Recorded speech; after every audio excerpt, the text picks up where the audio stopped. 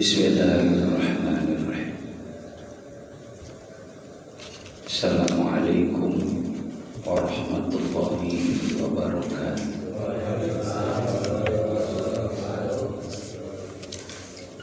Bismillahirrahmanirrahim. Bismillahirrahmanirrahim. Bismillahirrahmanirrahim. Bismillahilladzi la yadurru ma'asmihi syai'un fil ardi wa la fis sama'i wa huwas samiul 'alim. Alhamdulillah wassalatu wassalamu ala Rasulillah Muhammad ibn Abdillah wa la hawla wa la quwwata illa billah. Asyhadu an la ilaha illallah Al-Malikul Haqqul Mubin Muhammadur Rasulullah Shadiqul Wa'dil Amin. Allahumma salli wa sallim ala Sayyidina Muhammad wa ala alihi wa sahbihi ajma'in. Qala Allah Ta'ala fi kitabihil karim. Bismillahirrahmanirrahim.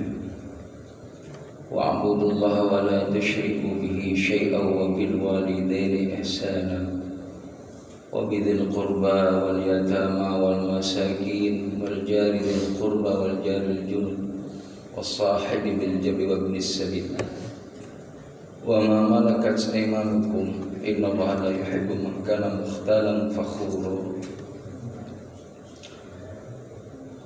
Wa qala ta'ala ayatan fi ayatil ukhra Inna Allaha ma'al ladhina ittaqaw wal ladhina hum muhsinun.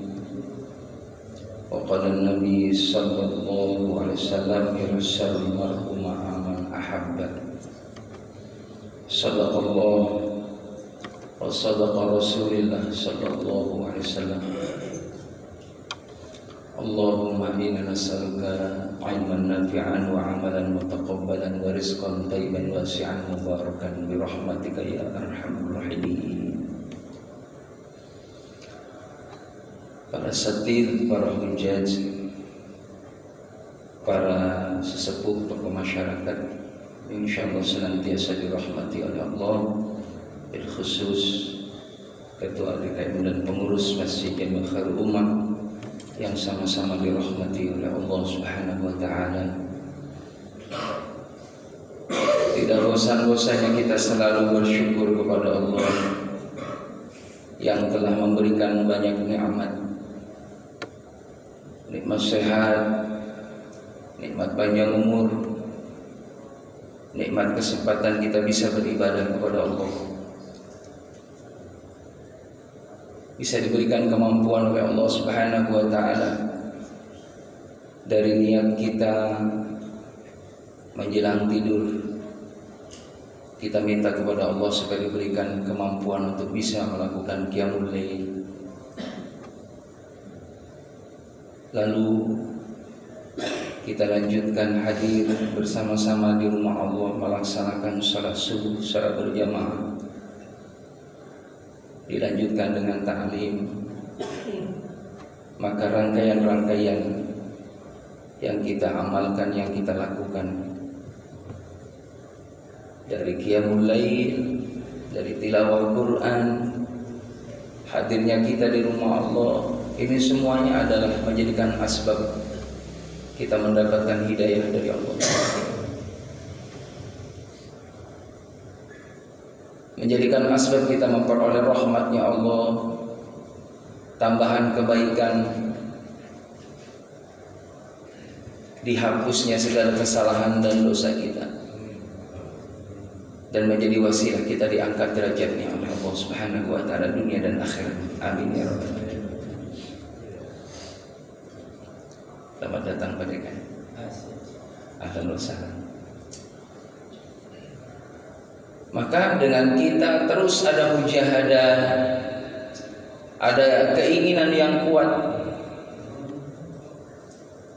untuk dipeliharanya iman, diistiqomahkan amal kebaikan, maka dari mujahadah itulah fina lanahdiyannahum subulan Maka barang siapa yang sungguh-sungguh berada di jalan kami, kata Allah, maka Allah akan berikan jalan-jalan kemudahan untuk meraih hidayah Allah, meraih rahmatnya Allah, meraih kebaikan dari Allah, meraih ampunan dari Allah, meraih kemuliaan dari Allah. Maka harus ada mujahadah. Wa innallaha lama'al muhsinin. Allah bersama dengan orang yang selalu melakukan kebaikan. Maka kita jaga yang namanya kebaikan ini sampai akhir hayat kita. Maka dalam Al-Quran itu fastabiqul khairat, berlomba-lomba dalam kebaikan. Memang dunia ini jemaah rahim tempat bagaimana kita senantiasa berkompetisi. Dengan siapa? Dengan hawa nafsu kita, dengan musuh kita, baik musuh kita yang nyata berupa syaitan. Inna syaitan lakum aduwwun mubin. Sesungguhnya syaitan itu musuh yang nyata bagi kita, yang selalu menggoda manusia dari mulai lahirnya. Rahimakumullah. Makanya orang tua mendoakan anaknya biar jangan sampai mudah digoda oleh syaitan, sampai nanti menghadap Allah Subhanahu wa taala terus. Bahkan sampai dalam kondisi sakaratul maut, setan masih terus menggoda kita supaya meninggalnya tidak membawa iman. Maka kenapa lakinu mautakum bi qauli la ilaha illallah, talqin orang yang dalam kondisi akan meninggal itu dengan kalimat la ilaha illallah, atau kata ulama Allah, Allah, Allah, supaya diingatkan tadi orang yang dalam kondisi berharap bantuan dari orang yang terdekat, supaya dibimbing mampu mengucapkan kalimat thayyibah, kalimat yang baik. Allah, Allah, Allah. Kata Nabi, barang siapa yang di akhir hayatnya mampu mengucapkan kalimat thayyibah la ilaha illallah dakhala al-jannah, maka jaminannya adalah surganya Allah Subhanahu wa taala. Maka kalimat ini perlu kita dawamkan. Jamaah yang dimuliakan oleh Allah Subhanahu wa taala. Allahumma shalli ala sayyidina Muhammad. Salawat dan salam semoga terlimpah curahkan ke haribaan Nabi kita Muhammad sallallahu alaihi wasallam di pekan terakhir di bulan Syawal. Mudah mau akhir Pak Syawal. Mudah-mudahan kita alhamdulillah yang bisa dapat ya saum 6 hari di bulan Syawal. Ini masih ada 4 hari lagi. Yang masih dapat 2 berarti masih ada kesempatan 6. Afdolnya Syawal itu jemaah rahimakumullah di hari yang kedua sampai tanggal 7-nya. Jadi 6 hari. Itu afdolnya hadisnya. Tapi boleh kita ambil Senin Kamis, yang penting 6 hari. Atau boleh kita selang-seling kapan sempatnya selama masih di bulan Syawal. Apa pahalanya? Maka barang siapa yang melakukan ibadah saum 6 hari di bulan Syawal, maka Allah akan memberikan pahala seperti orang puasa 1 tahun. Puasa Ramadan kan sebulan. Kalau kita dilanjutkan dengan puasa sunnah Syawalnya, itu pahalanya sama dengan puasa 1 tahun. Itu hadisnya. Dan kita niatkan kalau tahun ini belum dapat, tahun depannya kita niatin. Jamaah yang dimuliakan oleh Allah Subhanahu wa taala, tidak terasa begitu cepat. Dari Syawal nanti Zulqa'dah, Zulhijjah, ketemu lagi hari ini. Niatin dari sekarang hadirin. Bagi kita yang ada di tanah air, kalau saudara kita yang mau ibadah haji itu sudah mulai dari Syawal. Ada yang duluan berangkat gelombang pertama. Jamaah rahimakumullah, niatin mulai ngumpulin uang buat kurban. Bismillahirrahmanirrahim. Ya Allah, saya buka celengan untuk kurban, beli kambing. Kalau memang kita belum, kita dulu. Kalau sudah, istri kita. Terus berurutan. Baru anak pertama, anak kedua, anak ketiga. Kalau uangnya banyak, sekalian beli 5 kambing. Tambah orang tua kita kalau belum, genapin 7 orang kan. Berarti beliin sapi 1 atau kerbau atau onta. Udah nih kita 5 orang sudah pada kurban. Ada rezeki lagi tahun depan, terus korban lagi. Karena perintahnya fasholli li rabbika wanhar, maka sholatlah untukku dan berkurban. Ini ada perintah yang nyambung sama sholat. Atof di situ ada lanjutannya. Kalau sudah melakukan sholat Idul Adha, berkurbanlah. Jadi ini sepanjang hayat kita. Jadi ketemu tahun depan ada rezeki lagi, korban lagi terus. Jamaah yang dimuliakan oleh Allah Subhanahu wa taala, Syawal maknanya adalah peningkatan amal. Jadi kudu ningkat hadirin. Kudu harus ada perubahan. Jangan sampai sebelum Ramadan, pasca Ramadan biasa aja gitu, standar aja, nggak ada peningkatan. Kata ulama, orang yang puasanya berhasil adalah kita lihat ba'da Ramadan, pasca Ramadan. Adakah amalan Ramadan mengasar, membekas? Ada amaliyah yang Ramadan kita lakukan itu benar-benar enteng kita jalani. Makanya kenapa kita malam hari bangun sahur jam 3. Ini sebenarnya ada pesan moral dari Allah, pelajaran agar kita ini membiasakan bangun di malam hari. Jam 3 udah bangun, kita qiyamul lail. Makanya jamaah rahimakumullah, syariat Islam itu bertahap, sedikit demi sedikit. Sebab kalau langsung berat, khawatir umat Nabi Muhammad ini banyak yang gak sanggup. Makanya dilatih dulu tuh di bulan Ramadan. Tarawihnya itu ba'da Isya nyambung. Nah, boleh ba'da Isya, tarawih itu boleh nanti setengah ya malamnya jam 12-nya, boleh di akhir. Menjelang qiyamul lail, menjelang tahajud, tarawih dulu boleh. Jadi ada awal, ada tengah, ada akhir. Nah, kita nih umumnya ba'da Isya supaya nanti jamaah rahimakumullah kalau sudah terbiasa, nanti malam tuh dibawa amaliyah Ramadannya. Qiyamul lailnya jam 3, jam 2 di malam hari.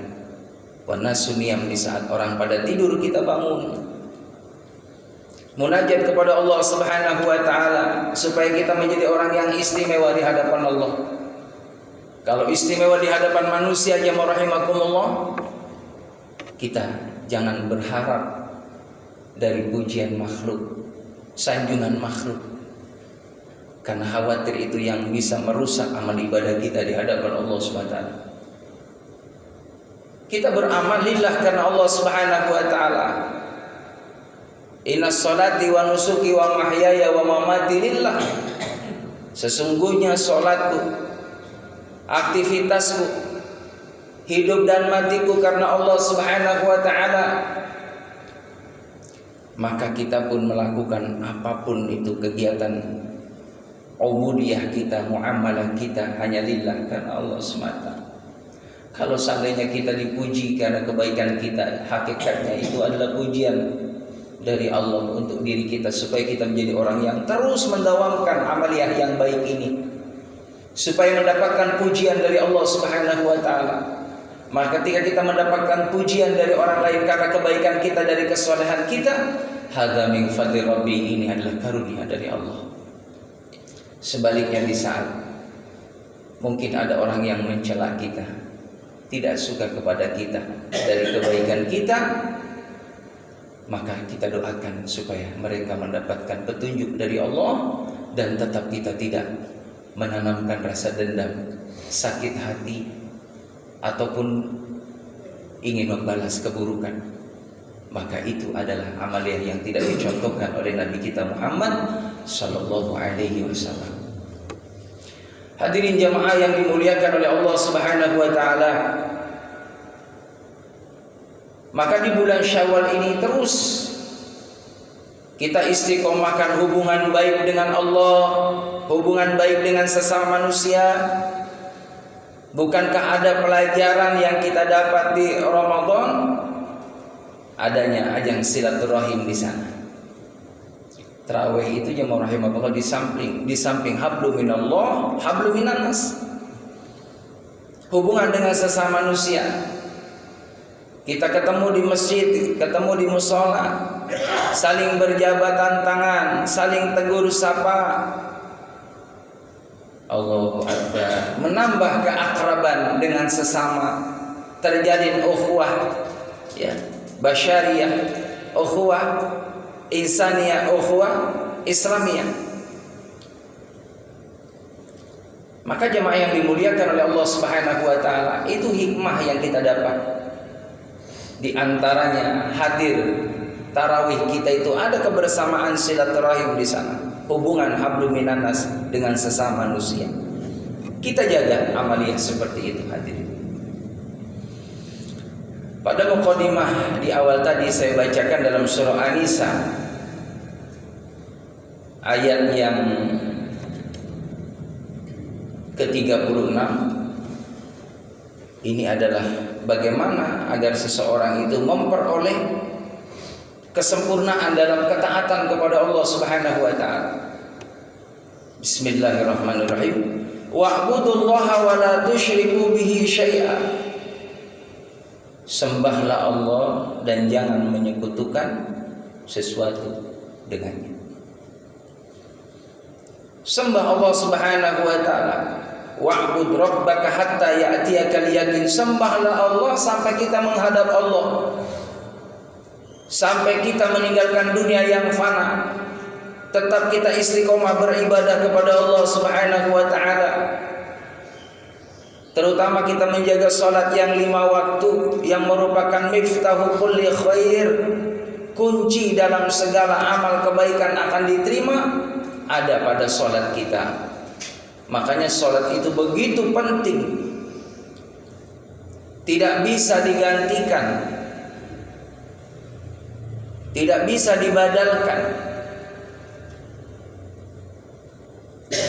Kalau kita ibadah haji atau umroh, mungkin kita bisa. Orang lempar jumroh, kita dalam kondisi sakit, maka bisa tuh dibadalin sama seseorang. Disebutkan namanya, ya namanya seseorang yang membadarkan untuk jumroh karena kondisi sakit atau tua. Ya, aku niat lempar jumroh ini atas nama si bulan, boleh dibadalkan. Atau nitip zakat boleh. Kita zakat mal atau zakat fitrah kita nggak datang ke amil, maka dari rumah diniatin di rumah. Nawaitu, ya, an ukhrija zakat al fitri an nafsi, ya kan, lillahi ta'ala. Kalau seandainya untuk jamaah, untuk keluarga kita, nawaitu an ukhrija zakat al fitri an nafsi wa an jami'i ma yalzamuni nafaqatum syar'an lillahi ta'ala. Maka bisa aku nitip ya, sampaikan ke Pak Amil. Udah diniatkan di rumah, itu sah. Lalu didoakan sama Pak Amil. Walaupun afdolnya ada ijab kabul di sana. Enggak perlu salaman juga. Cukup ijab kabul. Mau salaman dapat pahala 2. Dapat kita ijabnya, dapat salaman sama orang muslim. Boleh. Ya, kalau perempuan cukup pakai isyarat aja. Jadi jamaah rahimakumullah, bisa dibadalin, tapi sholat nggak bisa. Sholat kalau kita mampu berdiri, kudu berdiri, nggak mampu sambil duduk, pakai isyarat. Ruku, sujud agak ke bawah. Saking pentingnya. Gak bisa pakai isyarat hadirin, pakai gerakan tubuh, bisa dengan isyarat mata. Mata sudah gak mampu, pakai hati. Saking pentingnya sholat. Gak bisa dibadalin. Wudu mampu sendiri, gak mampu ditayamumin, diwuduin boleh. Jamaah yang dimuliakan oleh Allah Subhanahu wa ta'ala, maka ibadah yang paling utama adalah jaga sholatnya, baik fardunya ataupun sunnahnya. Sembahlah Allah sampai kita menghadap Allah Subhanahu wa ta'ala. Jangan menyekutukan sesuatu dengan Allah. Kita kaya, yang memberikan kekayaan adalah Allah, bukan karena hasil kerja keras kita sehingga melupakan siapa yang menitipkan kekayaan itu. Ini takutnya nanti jadi kayak Qarun, takut kayak Fir'aun. Fir'aun gak ngakuin bahwa Allah lah yang memberikan kelebihan dia menjadi seorang raja. Qarun juga tidak mengakui bahwa nikmat kekayaannya ini adalah anugerah dari Allah. Maka ketika tidak mengakui karunia semua dari Allah, maka Allah akan hinakan dunia dan akhirat. Makanya Nabi Sulaiman, beliau bilang, hadza min fadli rabbi, ini karunia dari Allah. Saya jadi raja ini adalah dari Allah. Allah mampu mengambil kerajaanku, kedudukanku sesaat. Dengan Allah menghadirkan aib, dilemahkan imannya, lalu berbuat maksiat, diketahui oleh orang banyak, hancur nama baik kita. Mudah bagi Allah. La haula wala quwata illa billah. Tidak ada daya upaya. Kita bisa taat ini karena Allah. Kita bisa menjauhkan maksiat karena Allah. Maka tadi di awal, jangan pernah kita bangga di saat dipuji. Hakikatnya pujian kebaikan itu dari Allah. Dan jangan pernah kita sakit hati di saat kita dilemahkan oleh Allah. Kita tidak butuh pujian dan tidak pernah sakit hati ketika dicela oleh orang. Tetap kita istiqomah dalam kebaikan. Karena tujuan kita adalah bagaimana ibtigha'i mardatillah, mengharapkan ridhonya Allah. Maka hadirin jamaah yang dimuliakan oleh Allah Subhanahu wa ta'ala, tetap kita istiqomah, bersyukur dengan karunia yang ada. Diberikan tadi kedudukan, terus kita jaga amanah kedudukan itu. Memiliki kelebihan harta benda pun sama. Harta benda ini dari Allah Subhanahu wa ta'ala, ditasarufkan pula untuk di jalan Allah. Jangan pernah kita menimbun harta benda, menumpuk-numpuk harta benda sampai kita tidak mau zakat mal, tidak mau infak sedekah, tidak mau wakaf. Yang ada adalah bagaimana terus mengikuti, menuruti hawa nafsunya.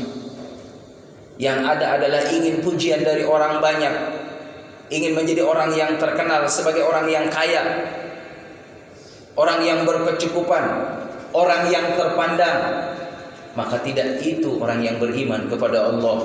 Maka orientasi orang yang beriman anfa'uhum linnas, bagaimana memberikan manfaat untuk orang banyak. Hartanya ditasarufkan di jalan Allah Subhanahu wa ta'ala. Saya pesan kepada para hadirin, kalau kita punya anak, punya cucu, punya harta benda yang banyak, wasiatkan ke anak. Nah, hartamu banyak, tanahmu luas, bikin masjid, bikin musola, biar manfaat, biar kalian tidak ada nanti ngalir pahalanya. Bikin madrasah, bantu pondok pesantren, sayangi fakir miskin, anak yatim yang dia sedang menuntut ilmu, biayai mereka, anak-anak yatim.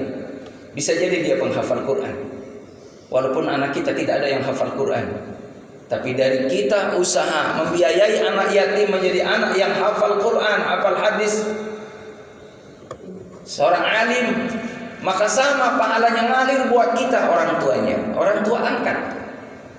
Jadi orang tua, makna orang tua yang rahimakumullah yang terus mengalir pahalanya sampai di alam barzakh, waradun shalih yad'una, kata ulama, bisa anak biologis ataupun anak angkat yang dia terus dididik menjadi orang soleh.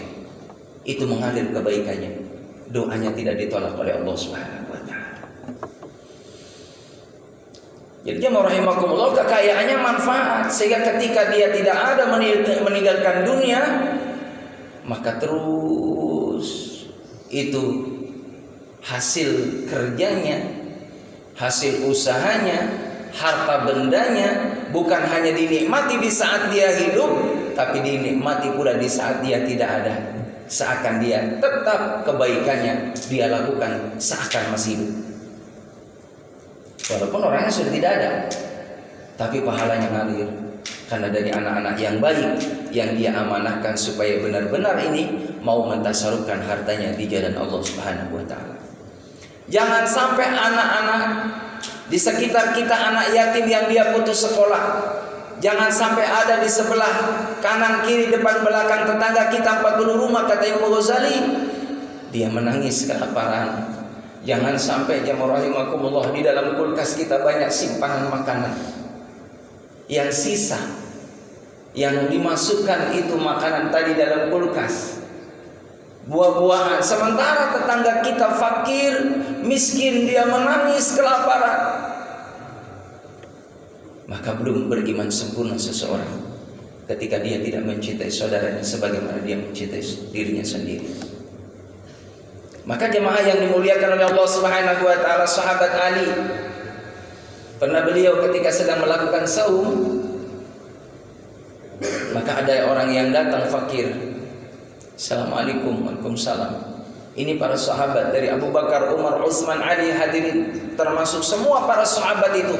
Tidak ada yang ketika orang lain dia datang ke rumahnya para sahabat tadi lalu minta tolong kepada para sahabat, tidak pernah itu sahabat pulang dalam kondisi lenggang tangguh, tidak membawa sesuatu, tidak. Semuanya diberikan sesuatu sesuai dengan apa yang dibutuhkan dan kemampuan para sahabat, termasuk Abu Bakar, Umar, Utsman, Ali. Semua mengamalkan itu karena mencontoh kepada Nabi kita Muhammad sallallahu alaihi wasallam. Nabi beliau jemaah rahimakumullah, beliau kaya, istrinya kaya raya. Siti Khadijah itu jemaah rahimakumullah, menurut riwayat adalah orang yang kaya raya di kota Mekah. Termasuk Nabi Muhammad, beliau pun sama, termasuk orang yang kaya. Mas kawinnya aja hadirin jemaah rahimakumullah 21 ekor unta. Kalau dirupiahkan itu mas kawinnya 1 mobil buat Siti Khadijah. Kaya. Tapi ketika Siti Khadijah mengikuti Nabi Muhammad SAW, mengikuti dakwah Rasulullah, punya misi, visi bagaimana tauhid sampai kepada hati-hatinya para sahabat. Lalu para sahabat mengamalkan amalan Islam dengan sempurna. Dilihatnya kalau ada orang yang memang dia seorang budak dibebaskan, ada orang fakir miskin jangan sampai dia kelaparan. Maka sahabat pun mengakui bahwa begitu kehadiran baginda Nabi Muhammad SAW sangat begitu banyak manfaat untuk kami semua, kata para sahabat, karena tidak ada seorang pun para sahabat yang dalam kondisi kelaparan di saat hidupnya baginda Nabi kita Muhammad SAW. Saling menopang satu dengan yang lainnya. Diingatkan para sahabat, wahai sahabatku yang mampu, bantu mereka yang dalam kondisi kesulitan. Saling membantu satu dengan yang lainnya. Ini termasuk sahabat Ali, hadirin. Mau buka puasa, ada yang datang orang fakir. Assalamualaikum. Waalaikumsalam. Wahai sahabat, bantu saya beberapa hari nggak makan, anak saya nggak makan. Maka kata sahabat Ali, wahai Fatimah, apakah di rumah ada simpanan makanan? Ada ya Rasul, gandum. Ada 1 piring. Kasihkan ini kepada sahabat kita yang dalam kondisi membutuhkan. Bisik-bisiklah Fatimah ke sahabat Ali, wahai suamiku, ini gandum yang engkau akan berikan kepada sahabat itu. Cuman inilah satu-satunya makanan kita. Kalau dikasihkan nanti nggak ada lagi, wahai suamiku, buat kita buka puasa. Apa yang dikatakan sahabat Ali? Kasihkan wahai istriku, dia lebih butuh dari kita. Lalu jemaah rahimakumullah, sahabat Ali nangis. Setelah memberikan tadi gandum tadi, 1 piring gandum kepada sahabat. Kenapa kau menangis wahai suamiku? Apakah kau kecewa memberikan gandum itu kepada sahabatmu tadi? Tidak. Yang aku tangiskan, kenapa sampai orang fakir datang ke rumahku? Mestinya aku yang datang ke dia. Jadi jemaah rahimakumullah, ini gambaran bagaimana seafdal-afdalnya pemberian kepada saudara kita adalah bagaimana di saat kita ada kelebihan, ada kemampuan, kita yang mesti datang ke rumah mereka, bukan mereka yang datang ke rumah kita minta. Itulah yang dicontohkan oleh baginda Nabi kita Muhammad SAW dan para sahabat. Wa'budullaha wa la tusyriku bihi syai'a. Sembah Allah, jangan pernah menyekutukan sesuatu. Kita kuat, yang memberikan kekuatan adalah Allah. Kita mampu, yang memberikan kemampuan adalah Allah. Kita kaya, kita punya kelebihan, kepandaian, kekuatan, kemampuan apapun, ini semuanya adalah dari Allah Subhanahu wa ta'ala.